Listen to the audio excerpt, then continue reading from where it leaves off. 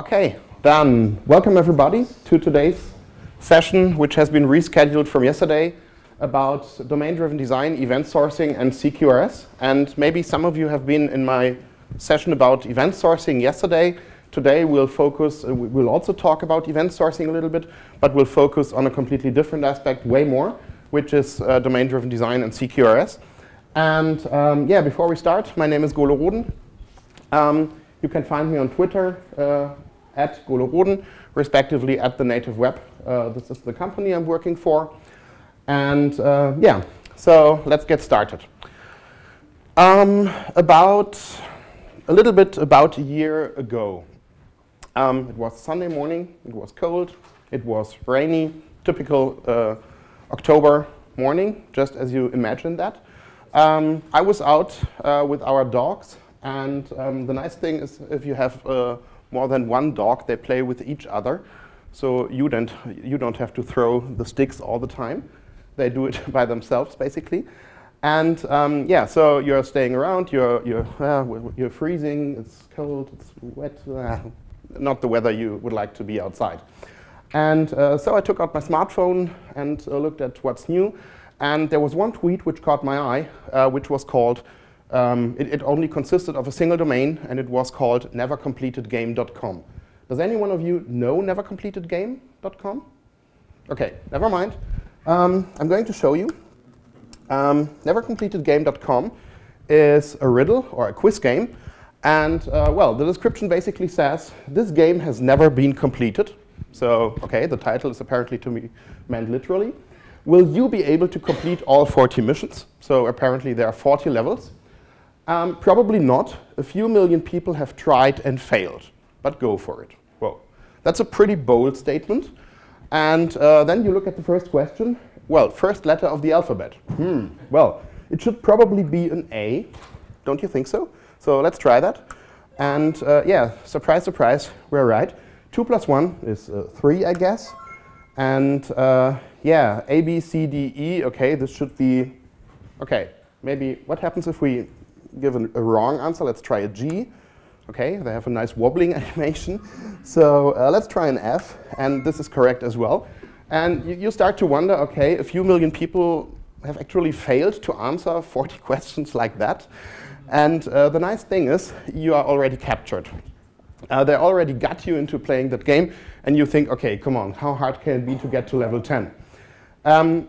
It continues like that to level 7, 8. And then you suddenly realize that there's the first level that you can't answer immediately, but you have to think about it for 30 seconds. Then the next one you think about for 10 minutes. And suddenly you realize that you're still standing outside in the rain and it's still cold. And so you're heading home. And yeah, my family was awake as well.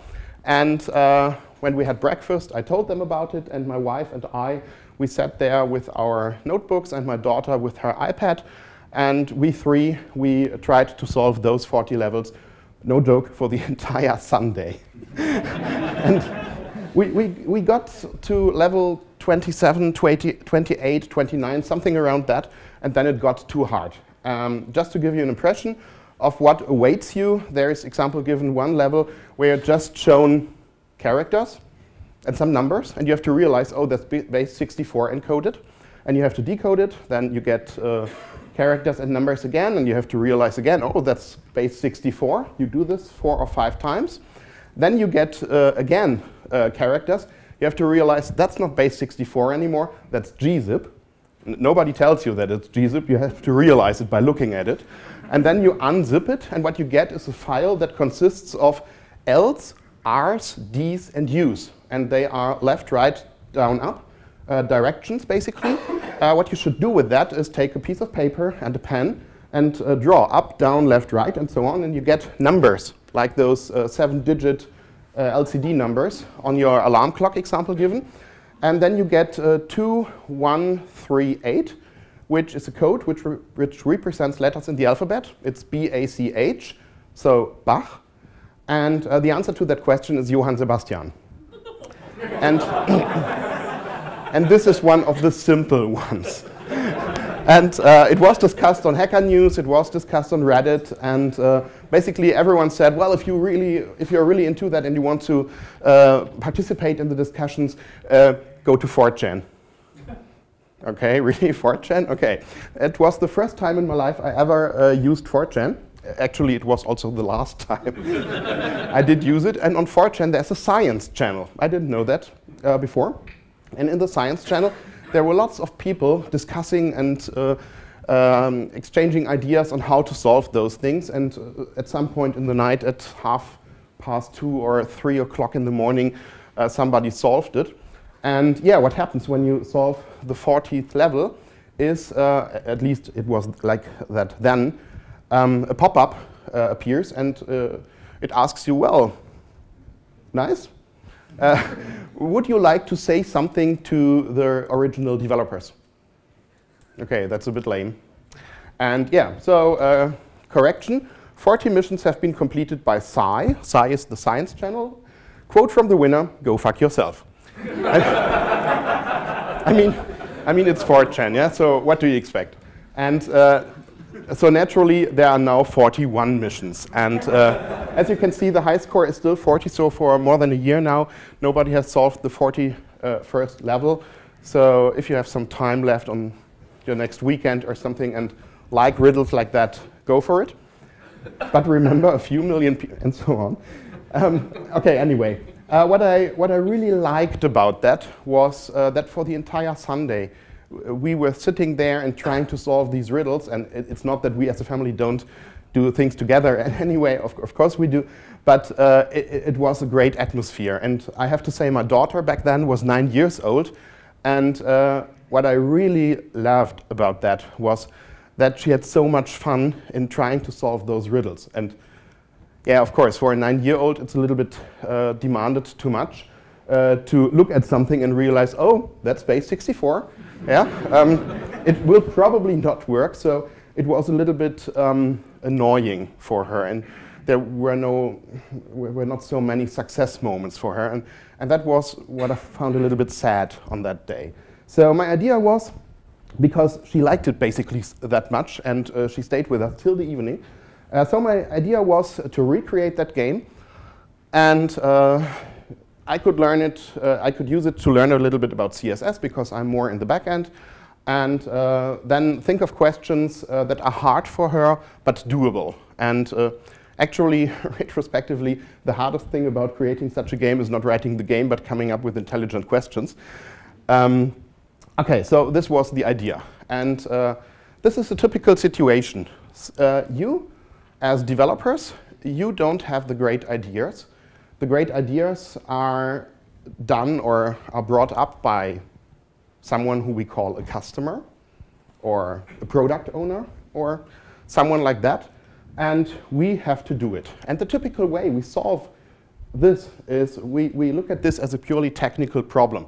So what we do is we think, oh yeah, well of course we need a games table and we need to create records, and whenever you give a correct answer we have to update the record and so on. But this is actually not the language your users are expecting.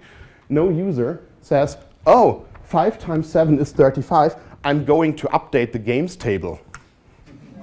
At least I assume that it's like that. So yeah, what your users talk about is, oh, I would like to play a game, or maybe they would like to open a new game, like in chess. There is a huge discussion in chess about game openings. Yeah, so there's a specific term in playing for that. And also, what do we do here? We don't update the game, of course not. Technically, yes, but from the domain perspective, we're doing something else, which is we're making a guess, or we are trying an answer or something like that. This is what your users would say. And the problem is, when your customer or your product owner explains to you what you should do in a software that use this vocabulary, they don't talk in terms of create, read, update, delete. But we, as developers, we tend to always translate it immediately to create, update, delete, and read, because that's what we've been taught for 3 million years now. And so that happens naturally, and of course we lose all the semantics because we map everything to those 4 verbs. And as I already said yesterday, how interesting can be a story if you limit yourself to create, read, update, delete. It probably gets a very boring and annoying story. So maybe we can do better. And actually, the same is true if you then should repeat what your customer asks you, because the only thing you've understood is, well, technical terms. So you're replaying technical stuff. You say, well, we need a games table, and we need to update it from time to time. And, oh, we need to watch out for the ACID criteria and referential integrity and blah, blah, blah. And your customer, I heard games. So probably they know what I want, so let's go. And I mean, what could go wrong? You've got plenty of budget, you've got plenty of time, you think you know what you should do, and the same thing happens over and over again. Projects run out of budget, projects run out of time, and yeah, in the end you have a solution, but not for the problem that was originally thought of. So yeah, projects take longer and get more expensive than they should be. Unfortunately, there's a way to solve this, because the underlying problem is not that we as developers are not able to use technology in a correct way. Problems in projects are rarely technology related. I mean, of course, there are technology problems, but they are rarely the cause why projects fail disastrously. The actual reason is because there's a language gap between the people that talk about the domain, who have the ideas, who have the vision, and the rest, which means us as developers, which means us as marketing people, which means us as database administrators, and so on. And so there's, it would be very helpful if there was a methodology we could use to solve this. And fortunately, we have something like that, and that is called domain-driven design, or to use the short acronym for it, it's DDD. You all know this blah, blah, blah driven design things. There is test-driven design, there is model-driven design, there is behavior-driven design, there is beer-driven design, and so on. And now we have domain-driven design. What is a domain? A little hint, with domain we don't mean those .com things. The domain is, let's call it the area of expertise, or the thing that the application is all about. So here our domain is basically the idea of having a game like Never Completed Game.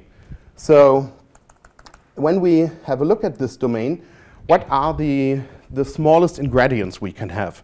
Well, when we think of the user sitting in front of the PC, she wants to do something, or he wants to do something. And so things like, well, I would like to open a new game, or I would like to make a guess. They are basically wishes. They represent the intention of your users. So you have things like open game or make guess. And the point is, and I said that before, you don't need to name it open game. You could also say start game, or play game, or create game, or so on. So you have lots of terminology to choose from. And now, basically, you should have a discussion with a domain expert which term is the correct one. And that's not as easy as it seems. A while ago, I assume that most of you know chess. A while ago, I had a workshop where a team wanted to do that as an exercise, and they used chess as an example. And they had move figure, and they had move piece, and they had make move. And they discussed for 30 minutes whether it's move figure or move piece. Are these small white and black things, are they called figures or pieces? And after half an hour, they said, well, okay, let's use figure. And then one person said, well, that's wrong, but move piece would also have been wrong, because in chess, there's sometimes a move where you move more than one figure at the same time. Like when you move the king, and the tower is not called tower in English. Yeah, but you know what I mean. And so making a move consists of maybe moving more than one figure. And if we are really exact about chess, then what white does or what black does is only a so-called half move. And a move is actually white moving pieces and black moving pieces. So maybe we should learn more about the domain language, which would help us to express ourselves in a way more clearer way and to lower the language gap. So here we don't have a domain expert, so I'm playing that, I'm taking that role for now, so I'm saying, well, let's go with open game and making a guess. Now, if we look at those, I've called them wishes, but actually they are more like an imperative. Do that. Hey, computer, do that for me. Open the pod bay doors, please, hell. Yeah, it's more like that, and it's more like the computer shall do something for you, and this is what we call a command. And a command is always an imperative form. Now, when you tell your computer do something, the system has two choices. Either it can fulfill your request, or it can deny your request. If I'm taking my laser pointer and you tell me, let it fall down, this is a command, it's an imperative, I have two choices. Either I let it fall down, or I reject your command. So, and either way, no matter what I have done is I have made a choice and a fact was created. Either the fact that the laser pointer has fallen down, or the fact that I have rejected your command. So the system turns something like open game into a fact like, okay, a new game was opened, or the open game command was rejected. I'm skipping the error cases here, but basically you get the idea. So when you say, I would like to make a guess, you probably, this is transformed into the fact that a guess was made. And actually, you don't always have one-to-one relationships. Maybe here also we might say we have succeeded, or we have failed, or if it was the last question and we have succeeded, we may even have finished our game.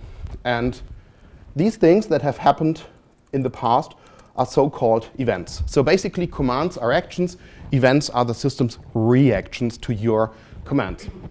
When I first modeled never completed game, this was my initial modeling, and I was happy with that for a few weeks. It's interesting that nobody says that's wrong.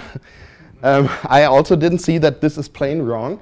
And then a friend of mine looked at it and said, hey, Golo, that's bullshit. Why is your event called finished? It's called never completed game, not never finished game. So why does this terminology not reflect the aim and the name of the game? So I thought about it, and yes, maybe completed would be way more useful here. And the nice thing is, if we're talking about that level, we are not talking about create, read, update, delete. We don't talk about databases. We don't talk about technology. You can have this discussion how to name things with literally anyone on your team. And it is extremely important to have that discussion not only with the developers, but with everyone who is involved and who could complain at a later point in time if the project fails. OK, so now for making a guess example, we need some information. We need the information, what is your guess? And of course, we need the correct expected answer. So we need to compare both. And for that, we need to be able to know in which level you are currently in. So we need some kind of state. And where is state stored? So the state could be something like, what is your current level? Has the game already been completed? Things like that. And this is something that all the commands and all the events can refer to. So example given again, opening a game only makes sense if the game has not yet been completed and if the game is not yet in a specific level already. Otherwise, you should reject the open game command. So, and all these things together, the commands and events that affect the state and the state itself, they are combined in one larger thing. And this is where I'm a little bit, well, yeah, where I have a little problem with DDD, because DDD aims at doing something about better understanding each other and about getting your vocabulary right. And then they use a word that no one really gets in the beginning, and they called it aggregate. So yes, from the point of view of DDD, a thing that has a state and which reacts to commands and publishes events, they call it aggregate. You could also say object, although object immediately brings object-oriented programming to your mind, so I'm going to avoid the term object here. And basically, what we are talking about here is a game. Now, if we have this domain aggregate, which is called game, and if we discuss this in a larger group, people, if you ask them to write down words in the beginning, what comes to their mind, what is important, you might find that the word game is used in more than one meaning or in more than one context, because for the product owner, the game is actually about playing the game, about having fun, about solving riddles, and about excitement and atmosphere and so on. For the marketing person, maybe the game is just an item in the store that you can sell. They don't care whether the game is exciting. They only care about the return of investment and things like that. So the same word can mean different things to different people depending on the point of view from where you're looking at the problem. So what we strive for is to have a unique language where everybody understands the same thing from the same word. But the problem here is that if you try to introduce one universal language, you get into problems, because then you need 20 synonyms for game, and this is pretty hard. So the solution in domain-driven design is to introduce something which we call a context, or a so-called bounded context to be specific.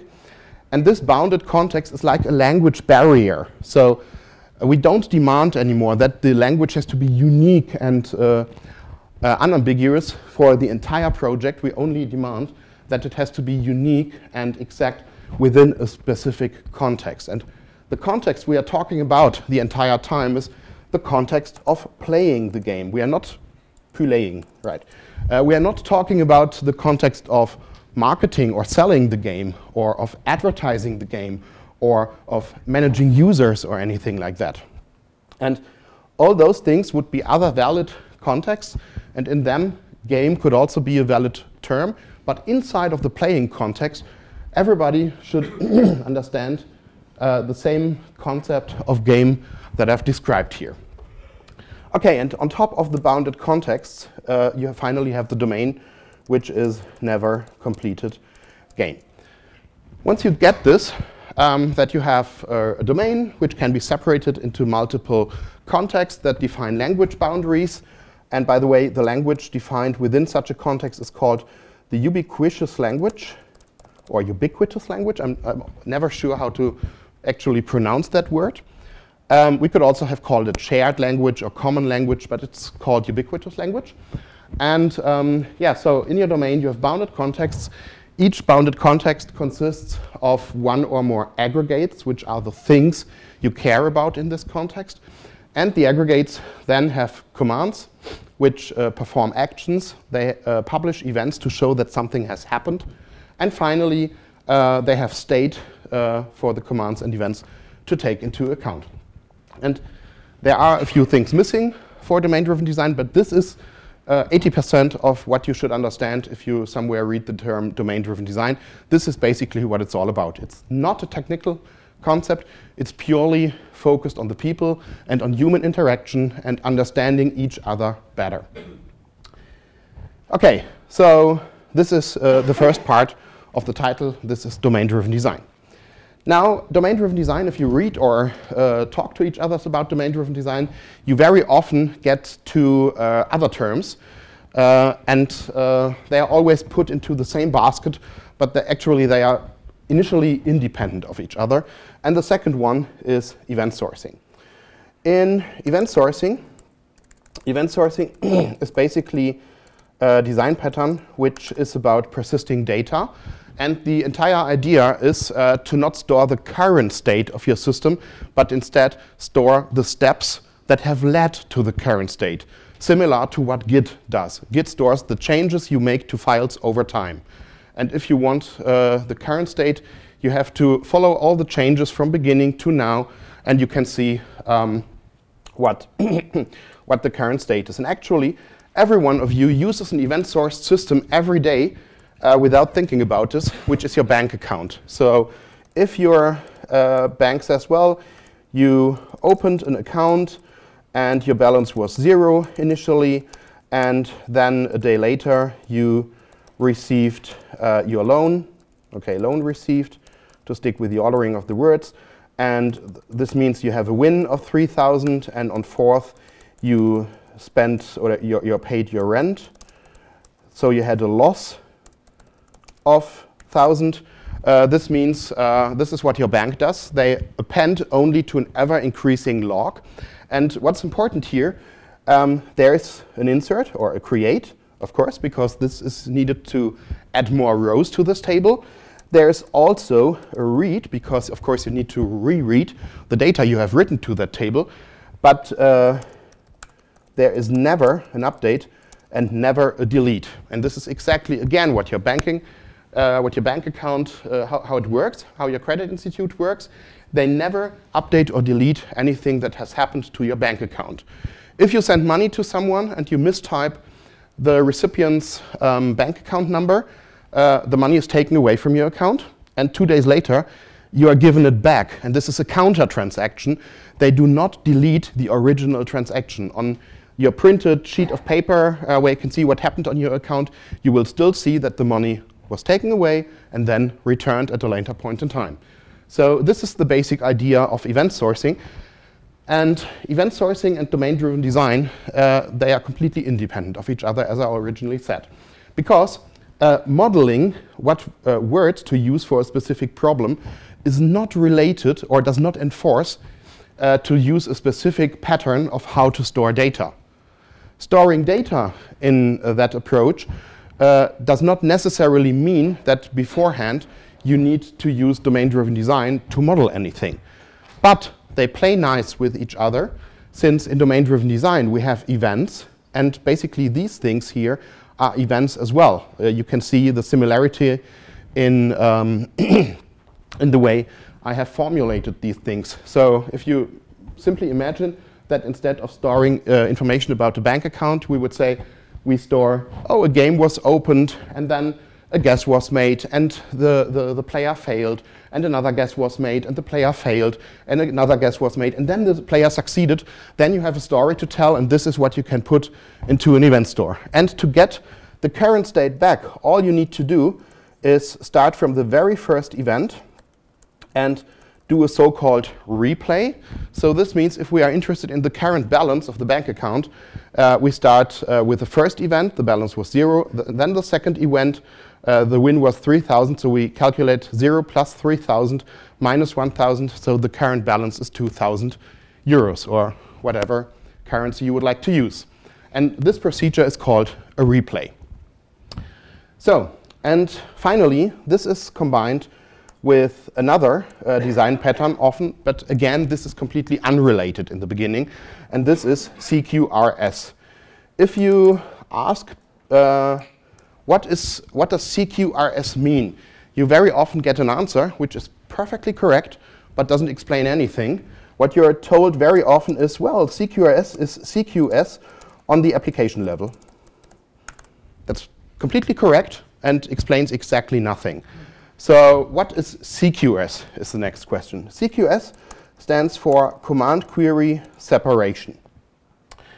And Command Query Separation basically means if you have an object, let's assume you have a user, then you probably, and this time object, I mean in the object-oriented programming way of thinking.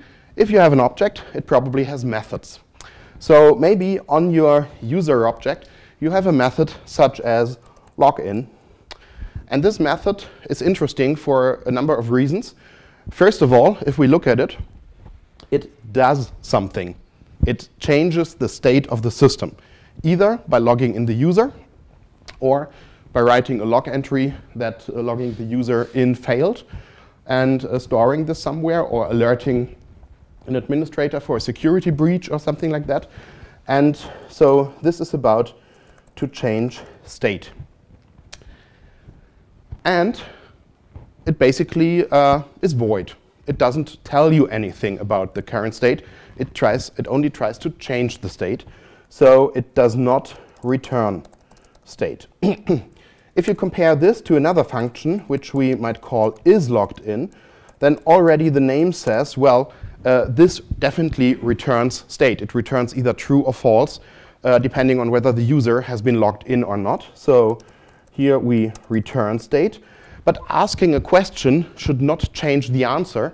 So hopefully, the isLoggedIn function does not change anything about the fact whether the user is logged in. And even more hopefully, it doesn't change anything about any other aspect of the system that nobody expects. So we can here say it does not change state. And methods or functions that work in the first way, they change state but do not return anything. One could also say they are void. They are called commands, since they do something about the system. And the other ones, since they ask the system about an information, are called queries. And the CQS pattern, the command query separation pattern, simply states that if you design an object, and if you have methods on this object, that each method should either be a command or a query, but never both at the same time. This sounds extremely simple. In practice, there are things, or there are situations where it gets actually hard. Think of the very boring data structure of think of a stack. On a stack, you can push values to the stack. So push is probably a command. Then you would like to know what's the topmost entry on the stack. So you call the top function, which returns something but doesn't change the stack. This is probably a query. And then you say, well, we would like to get the topmost entry in the stack and remove it. So we call stack.pop. And pop returns something, so it's a query, but it also changes the state of the stack as it removes something. So already we have violated the CQRS principle. And there are situations where this is fine, but at least according to the CQRS pattern, this is bad design. We can discuss whether the CQRS pattern should be applied and or when it should be applied, but just to give you an impression that it's not always that easy. So this is the CQRS pattern. Now CQRS, or just one word, commands, we could also say they write to the object and queries read from the object. Now CQRS, now we are pretty sure what this means. CQRS, of course, stands for command query R separation, probably. Of course, this is completely wrong. This would be too easy. The S does not stand for separation. It means segregation. Of course, this means the very same thing, but, well, let's make it a little bit more complicated.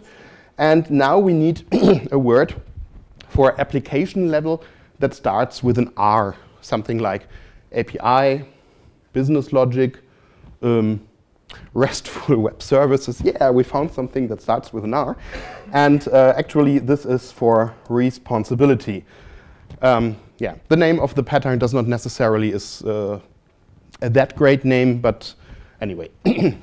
Okay, and what CQRS means, we're taking the same approach of separating our writes from our reads from the object level to the application level. So typically, you have a UI which accesses some kind of API, which in turn accesses some kind of database.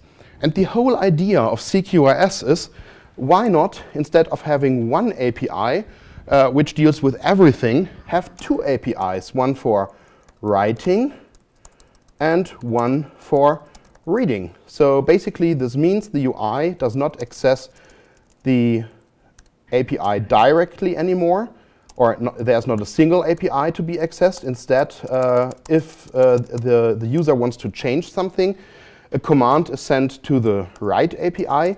And if the user is interested in the current state of the system, then a query is sent to the read API. And that's it. This is CQRS. Pretty simple. And especially the CQRS pattern says nothing about whether this should be just two different endpoints, or whether this should be different ports, or different processes, or different servers, or different data centers, or whatever. It just says don't write and read in a single call. Write goes there, reading goes here. And let's cleanly separate these things. Now, if you model an application architecture like that, you get a problem. OK, you had this problem before, but then it was not that obvious. The problem is, what do you do with the database? Because if you, like me, have studied computer science, at university we were taught there are 5 normal forms, and the one and only ever valid normal form that everyone should use is 5th normal form, because you don't have any duplication, you remove any redundancy, so everything is really beautiful and you can guarantee integrity and all these things. So on your first job, of course I'm not talking about myself here, on your very first job, as a very young and naive junior developer, you think about, well, I have the job of modeling a database table, so let's do this in the perfect way so that everybody immediately sees, wow, great that you hired that person. So you design it in 5th normal form. And it's, you don't have any duplication, you don't have any redundancy. Everything is really great and you can guarantee consistency. Until that infamous day when somebody tries to read the customer's contact data and needs to do a join over 47 tables. OK. Yeah, I didn't think about that. So, OK, let's fix this. Reading is important. We very often forget that when modeling databases. And joins are expensive. So, yeah, next idea. Let's forget everything that we have learned at university. So let's do everything in 1st normal form, which means effectively denormalize everything. Because if you have a table, a specific table for a specific view in your UI, this means that you can read for any view your data by simply running select everything from table name. And you're done. So this would be extremely great to read, until you realize that now you have to update 47 tables in a consistent manner. And how do you do that? We're not that sure about this. And CQRS solves this problem, or the typical way to solve this problem is by using 3rd normal form, which is neither great for reading nor for writing. So we take worst of both worlds. And the typical CQRS approach is to say, well, instead of 1 database, why not use 2 databases? One that can be normalized, which is our write database, and one that is denormalized, which is our read database. Then we can guarantee consistency when writing, and we have efficient reads when reading. And if we only ever write to that database, this one stays empty, and reads from an empty database are fast by default. OK, somehow we're missing something here. And this means whenever something gets written to the write database, maybe we need to synchronize our read database. We need some synchronization mechanism. And the problem here is that if you now think about scaling your systems, by the way, the great thing about implementing a system like that is that you can scale your write side independently of the read side. And this is a great thing, because most systems out there are way more often read than being written to. I don't know how often per day I look at what Amazon has in store. And if you compare that to how often I buy something at Amazon, well, yeah.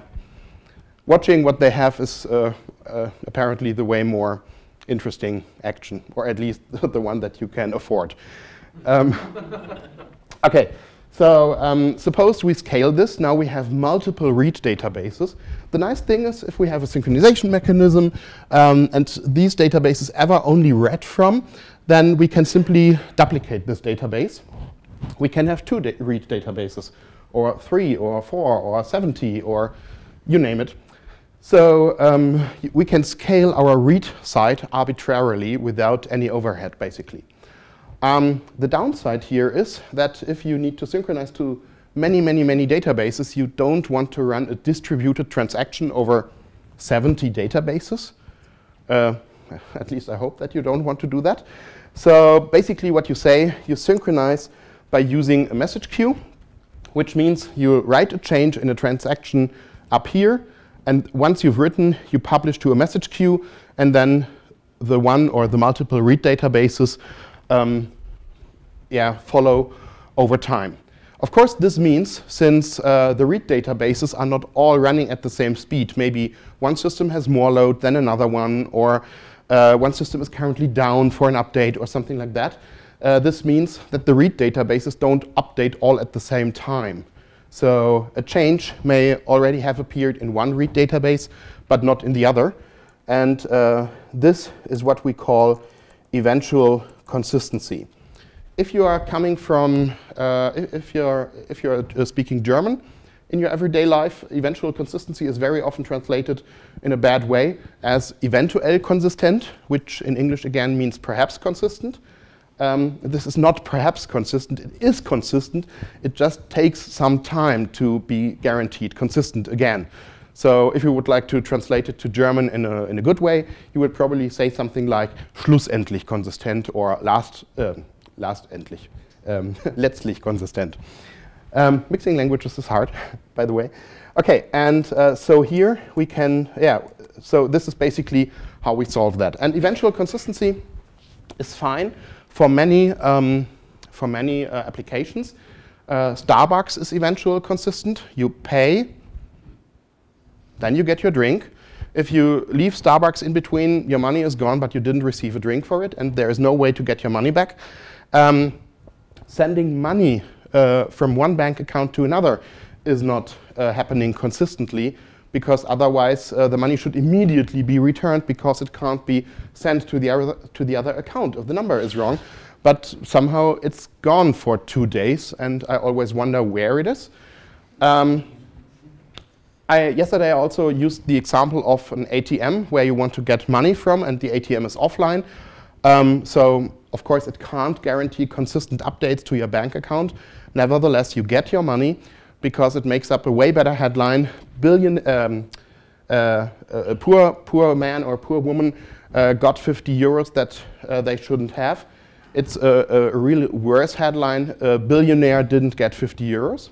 So they choose availability over consistency here. And what we can learn from credit institutes here is that we don't have to solve every technical possibly risk, what could go wrong. We don't have to solve it in a technical way. Sometimes it's perfectly fine if it's a risk that does not have too much impact and it does not happen every 5 minutes. Simply ignore it and solve it manually when it happens. Solve it in a domain way. Let a human react to that.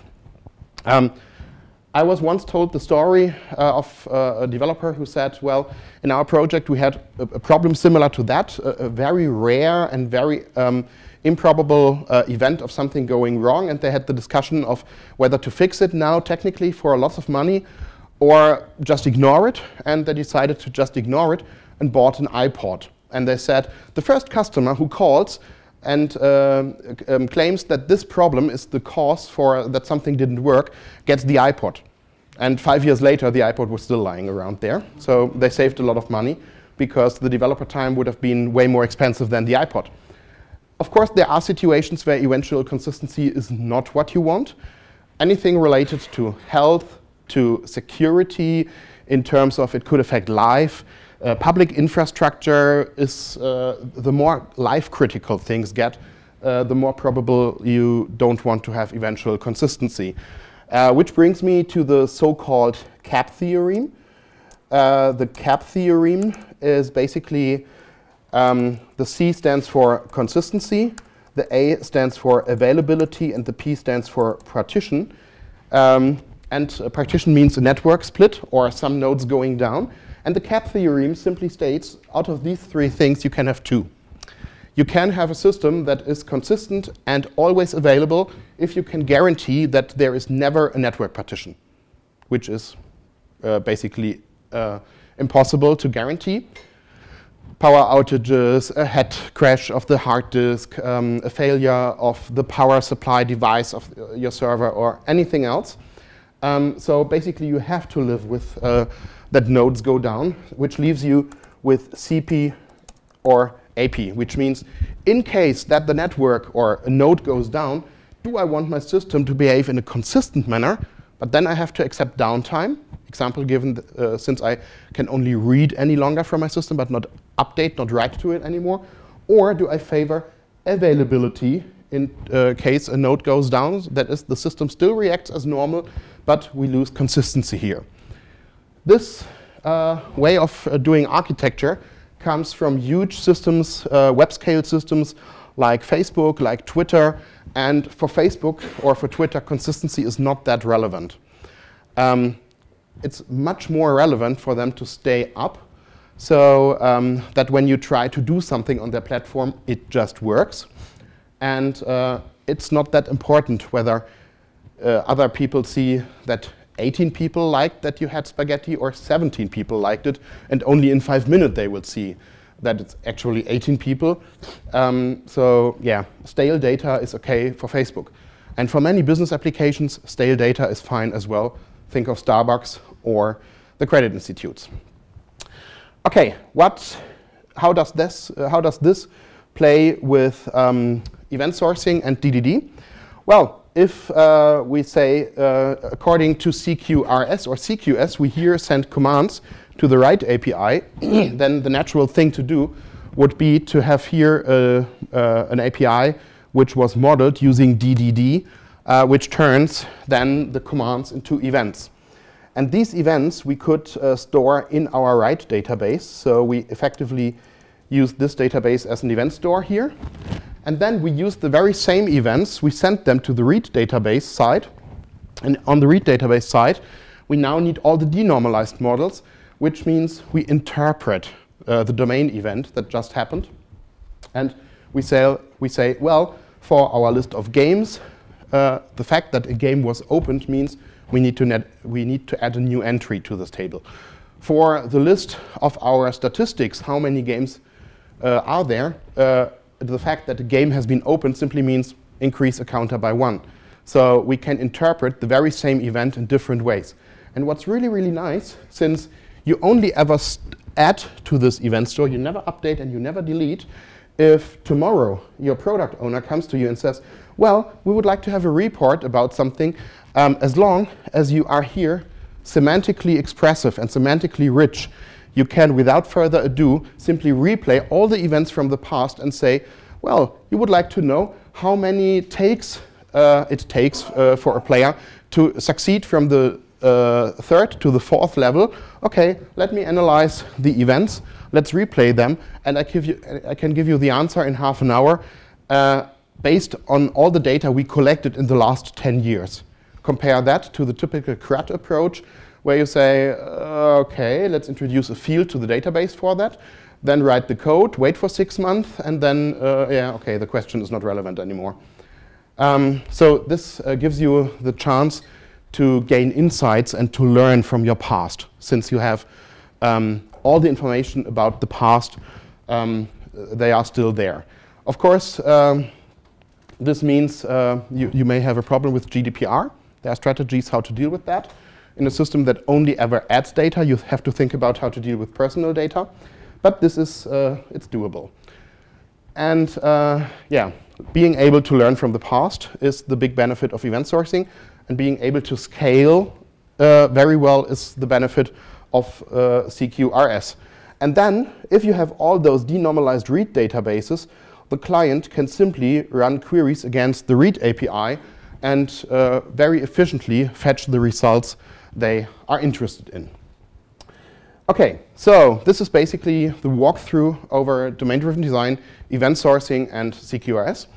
And now, if you think about a system like that, yeah, you start to think about, well, sending a command from the UI to a write API sounds like an HTTP request or maybe a WebSocket call. Maybe one could solve this generically because this has nothing to do with my specific application. Okay, the write API, how to turn a command into events. This is for sure domain specific. This is relevant for my application, and this will be different in each application. Storing events in a database and replaying them. Really, do we really have to write our own event store and invent event sourcing once again? Maybe we can do this in a generic way. Send events over a message queue to some read. Okay, message queue handling should be generic as well. Oh, the interpretation again. This is what is application relevant. So yeah. Okay, and then having an API for queries and maybe sending live updates or something like that. Again, you should be able to solve that in a generic way. And so this looks very innocent and simple. The sad truth is that this is a highly complex topic if you want to implement this on your own from scratch for a system that actually scales and works well.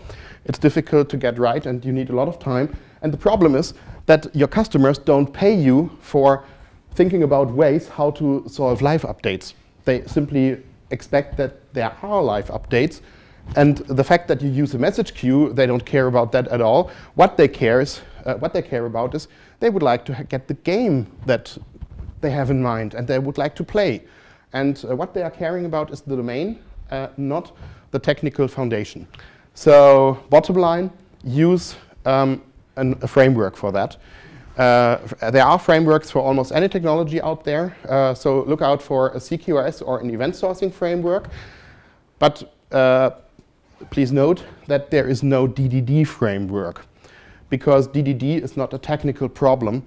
So we can't have technical frameworks to solve intercommunication problems. This you still have to do on your own. And last but not least, I have 9 minutes left, and if you take a look at the abstract of this session, I promised that I would create a backend in JavaScript and implement this game. So yeah, maybe 9 minutes is a little bit, we'll see. Okay, and what we've done, we in this case is my company, the Native Web, what we've done is we've created such a CQRS and event sourcing framework on our own, which is available as open source. And it's called VolcanKit, since it's a construction kit for cloud-ready and cloud-native applications. So let's implement never completed game using VolcanKit. What you need is you need the VolcanKit command line interface, which you can install using npm. So you'd say npm install -g VolcanKit. I won't do this since the CLI is already in my system. And then you can say VolcanKit init, which is going to initialize a new application for you. And the first start after a reboot always takes very long. Every further start should be a little bit faster. So here we are. And now we can see that inside the NCG folder, we have been created some structure. We don't need the client folder for now. If we take a look at the server, you can see that we have a flows folder, which is for long-running workflows. I didn't talk about them yet. We have a read model, which now should sound familiar to you. This is where you run your interpretations, and you have a write model. And I'm going to remove the existing write model, and I'm going to remove what you get by VolcanKit init as a default sample application, which is a chat. I'm going to remove these things.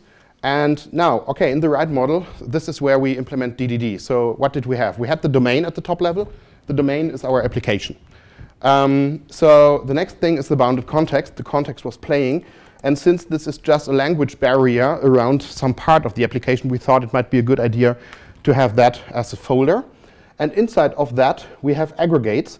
Since aggregates can have logic and state and commands, this is a JavaScript file. And we can now say, well, inside of this, we have some initial state, and we have some commands, and we have some events, and we are going to export them and make them available from the outside. Commands, events. So, and well, first thing is we have an open command, which is just a function. And in the very, very simplest term, the open command should just, on the game, we get the game, so the aggregate as the first parameter, it should, on the events of the game, publish a new one and say, well, we now have an opened event. So this is the very simplest implementation possible. When the system receives an open command, publish an opened event. Of course, typically, you would like to run some things before. So we could say, well, we define the level that we start with is 1. And the question, well, let's introduce a folder like shared. And let's have a file riddles JSON here. And in the riddles JSON file, let's simply store the questions, something like first letter of the alphabet, and the answer is an A, and so on. You have to imagine that we have now more than that. This means we can load the riddles here and say dot dot dot dot shared riddles JSON. And now we get from our riddles at position level -1. This is predetermined for off by 1 errors. We take the question from there, and when we publish an opened event, we say, well, the game was opened in a specific level and with a specific question. And here we have the level, which is initially undefined, and we have is completed, which is initially false.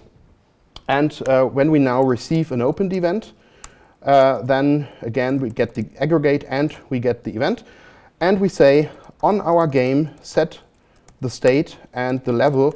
We would like to set this to the level that is stored inside the event. So what you put in here, you get back there. And this is basically the simple implementation of the open command and the opened event in the write model. Now, okay, one thing is missing, and this is the authorization. So we need to say, well, you are allowed to use this. So we say, well, the open command is usable for anyone. So let's allow access for anonymous. And we have events, and the opened event is available for anyone as well. And in our read model, maybe we would like to have a list of games. So when we do that, we have the list of games has some fields, and we have so-called projections. And the projections are what make up the interpretations. And again, we have to expose these things. So we have fields and projections. And well, what we would like to store is probably the level. And this has an initial state, again, of undefined for a new entry. And we would like to store the question, because this is what a client would like to look up, and the initial state maybe is an empty string. And now we say, well, when an opened event happens, then we get the list of games. This is where we are currently in. And we get the event. And for the list of games, the fact that a new game has been opened means add a new entry to the list of games. So we say, well, to our list of games, we would like to add a new entry with the level, which is event data level, and with a question, which is event data question. Okay, and just let me think about whether we have everything. I think so, and that's it. You don't have to write code to implement your API. You don't have to write code for live updates. You don't have to write code for authentication. You don't have to write code for database access, for replays, for anything else. You now say simply Wolkenkit start. And what is now happening is that the CLI takes your application and wraps it inside of a bunch of Docker containers and starts an entire distributed application on your local system, including the database for the event store, the database for the read model, a message queue, and several distributed things, which you could also start in the cloud, of course. And now we've got our application running, the backend, mind you. If we now access our backend, you can see, well, here, oh, by the way, if you wonder why the domain is local Wolkenkit.io and not localhost, local Wolkenkit.io is a publicly registered domain which points to 127.0.0.1, so back to your machine. It's effectively an alias name for localhost, but the fact that we are using that domain allowed us to provide a certificate for that domain, so that you immediately get, for local development, you don't have to deal with self-signed certificates or something like that. If you now have a look at the configuration JSON route, you can see that we get a description, a metadata description of our application. The red model has a context of playing, which has an aggregate game with commands open, and as you can see, a few more commands have been generated by the system, and events like opened, blah, blah, blah, open failed, open rejected, and so on. And finally, read model list games. Now we would like to test our backend, and for that, there's a very helpful tool which is called console.vulkankit.io.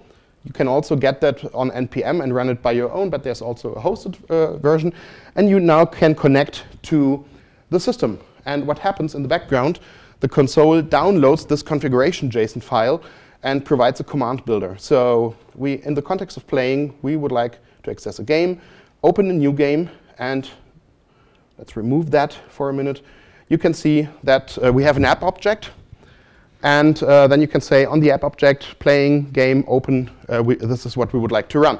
If we now say execute, on the right you see that we got a playing game opened event with the information of level and question.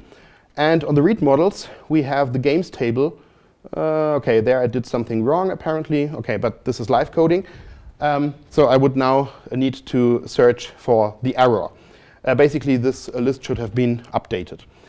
And the nice thing is that there's a client SDK, which you can install using NPM as well. And then you have a function which is called connect, which returns just this app object for you.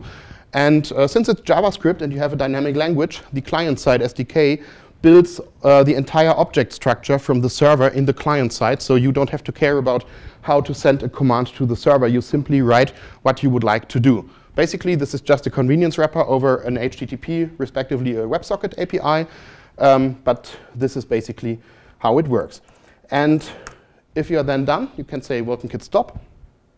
Then everything is stopped again. And if you now take this a little bit further to a complete implementation, then you can see again in the server folder you have playing and game. And the game, it has a few more commands and events, but basically you should realize, OK, this is the very same thing as before. In the read model, again, you have something which is very similar as before. Oh yeah, this is what I forgot. I only called it opened, but you have to specify the fully qualified name of the event, including the context and the aggregate, since there may be more opened events in one context. And if you then start this, it's basically the same that happens now. And then there's a client application. I just need to look up how to start that. OK, it's simply npm run serve. Then let's switch there, npm run serve. OK, now Webpack is going to build our client application and to bundle it. This is what takes the most time now. Yeah, the project is running, but we're still not ready with Webpack. It takes its time. But I can already open that in the browser. And the client is just a very small and simple React application that uses the vulkankit client SDK to connect to the backend. And yeah, once Webpack is ready, yay, here we are. This is my own implementation of a never completed game based on DDD, event sourcing, and CQRS, which I've written for my daughter. So, and which I used to learn CSS. So as you can see, it looks pretty similar. What I'm really, really proud of is I'm responsive. And well, if we now say 1 + 1 is probably 2, yay. It was very interesting that there are not only stock photos, but also stock sounds. Try to search for a sound like that. What search terms do you use? That was really interesting. And if you do something wrong, A, E, I, O, well, it's obviously the vowels. So let's try a Z. And this took me about 2 weeks to figure out, but I finally got the wobble animation running.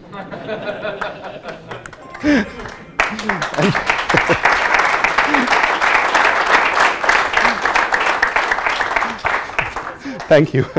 And yeah, also vertical centering is also interesting how to do that in 2018 or 2017, that it's not that easy as you might think as a backend person. OK, however, this is the running game. I'm currently at 13 questions, so if you would like to have a look at that. All these things are on GitHub. As said, vulkankit itself is open source. So here's the project. And there is vulkankit never completed game where you can find all the source code. And last but not least, we think that all these concepts are worth to be talked more about them than just 1 hour. And I know that it's pretty much stuff and how all these things correlate together and so on. And this is why we've created a small 68 pages booklet, which explains all these things in theory in detail in the first half. And the second half then shows how to implement something using VulcanKit. And I've got plenty of them in front of here. So if you would like to grab one, feel free to do so. Apart from that, thanks for being here. Thanks for listening. Yeah, OK, 5 minutes overtime, but I think this is fine. And yeah, have a nice conference. Thanks.